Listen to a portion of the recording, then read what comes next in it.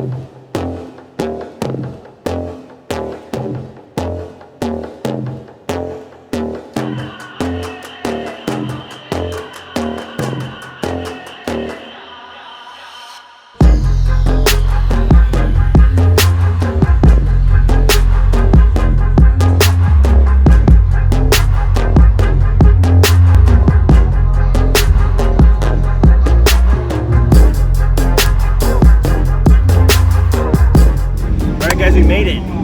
had to wake up at 4 o'clock this morning to make it out here in time.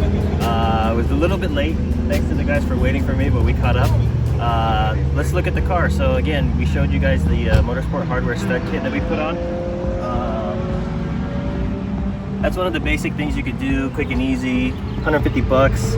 Makes it easy to change your tires out and make sure that your torque stay stable throughout the session. Another thing we did, thank you to Track Armour. It's a brand new car. I feel like we should have wrapped the car first, but we didn't have time for that, so Track Armour to the rescue, protecting all the new stuff. In the back, track days require a tow hook, so we got this tow hook from Cusco. And just to satisfy the mod bug, I got some carbon for the inside. Let's see how these longer shift paddles help. But yeah, the car's fully stocked besides all that stuff, the small little things, stock power. I've never tracked on Pilot Super Sports, so let's see how these hold up. I put them at 26 PSI cold. So for the first session, we'll do a quick, kind of just to get a baseline feel for the car, see where the tire pressures are at. And hopefully, we can do a sub 2 in stock form. That's the goal, so let's see if we can do it. So one cool thing about this car, actually it shouldn't be a cool thing, because I feel like instead of having the sport displays, it'd be cool if they could have like all the gauges that the GTR come with. Oil pressure, oil temperature, coolant temperature. It doesn't have that, but there's a little hack. So if you hold this down, this is the auto reset button. Oh, it won't let me do it. Oh, there it goes. So you go into this menu, you do unlock, and you enter in the last 6, the sum of the last 6 of your VIN. Oh man, I passed it. Mine's 26. So I've never actually passed it before. Oh, there we go. Yeah, the sum of the last 6 of your VIN.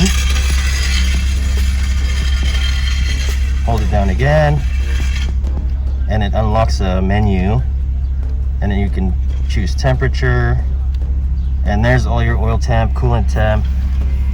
And let's see if this stays up while we're out there. Cool, I think we're up right now, so let's see if we can get this going.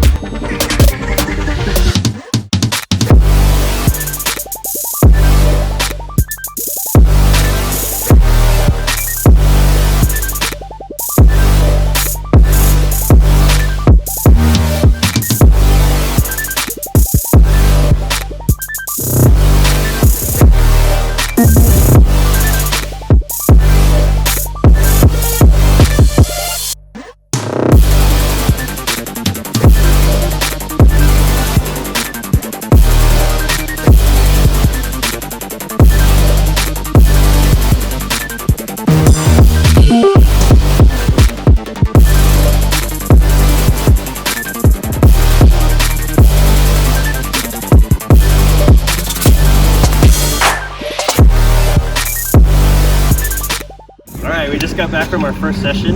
The car feels amazing. It's been a while since I've driven a brand new car on track. Bushings are new, everything's new. Tires are good. Really interesting fact, so on the street, while I was braking in the car, the oil temperature would stay at 111 degrees, and that's Celsius. On track, it stayed at 106 and 108.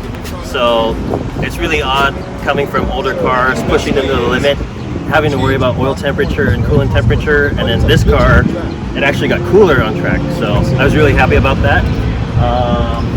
Let's look at the tires. They held up pretty well. I tried to stay conservative, but yeah, couldn't do much about that because I wanted to push it once I felt the track. So that's how the fronts are. The rears look pretty much the same. I think we're gonna keep them at this temperature. The other thing is, so I said we were gonna take it easy, but the goal was a sub 2. We're at 2 minutes flat, 0.039 right now. And that was with the first session. I got one open lap because Speed SF is packed today, and we had to do a point buy only group. So out of 6 laps, we got only one full lap without having to do a point buy. So let's see how this next session goes. Hopefully we can get that sub 2. All right guys, so we made it back from the track, thankfully unscathed. But at the end of the day, during the last session, a few of the guys needed some help with their cars, so we couldn't really talk about what happened in that last session, go over the rest of the day. But yeah, luckily everyone made it home, tires were good. So now we're back here at the shop shooting this recap real quick. So since that day, we did a few more things to the car. So for example, one of the first things we did were these EBS fenders to go along nicely with the Titan 7 TS5s. We're running 18s. I wanted the lightweight unsprung, so running on Yokohama AO52s on those Titan 7s. So with the stock tires doing that 2 minute flat 0.039, I'm hoping these AO52s, along with the iBox springs that are also on the car now, and these lighter wheels will make a difference. Besides that, we also did the AMS wind buffeting mod, which was like a super necessity. Highly recommend to do that first. And of course, on the inside, all right, so this is our 4-point cage, which we have 3 versions. This is our first version, the same one that's in Sean Lee's car that we used to develop. The difference being the main hoop is designed for a race seat. Right now I have the stock seats in here, but on top of the other things that we're going to be adding to the car, race seats are going to get put in. So we decided to just do it right away with the version 1 for race seats. You can see where the bars land. The version 2 doesn't have those cross horizontal bars, so it lets your stock seat fit much deeper in with a more relaxed driving position. But yeah, like those other parts I mean are SPL toe linkages and the AFE sway bar. And on top of that, that should help with the suspension a lot. And we're gonna get a professional alignment done and hopefully be ready for GTA Global Time Attack street class in November. So stay tuned. We're gonna have part 2 video of this. If you guys have any comments or suggestions, let us know in the comment section below. Again, follow us on Instagram at StudioRSR or on the web at StudioRSR.com. Thanks guys.